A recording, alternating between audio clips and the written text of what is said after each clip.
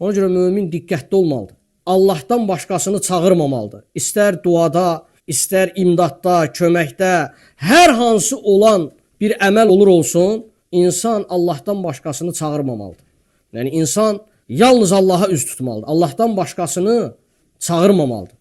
Təsəvvür et, insan aciz olanı, gücü olmayanı, gücsüz olanı hər şeyə gücü çatanla bərabər tutur. Baxın şirkin təhlükəsinə. Görün nə qədər böyük təhlükəli bir günahdır. Yəni insanın qəlbində o inanc var ki, Allah hər şeyə qadirdir.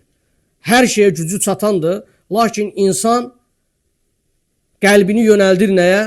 Aciz olana, gücsüz olana. Təbii ki, Allahla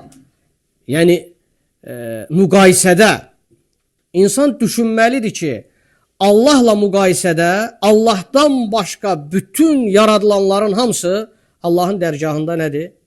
Acizdir, gücsüzdür. Ona görə insan düşünməlidir ki, sən başqasına üz tutanda düşün ki, sən zəif olanı, aciz olanı, ehtiyaclı olanı hər şeyə qadir olanla bərabər tutursan. Baxın, bu Allaha qarşı nə qədər böyük cinayətdir, haqsızlıqdır. Ona görə mömin yaxşı-yaxşı düşünməlidir. Hər bir möminin qəlbində bu günahdan qorxu hissi olmalıdır. Bəli, qorxu hissi. Hətta o günaha düşə deyə.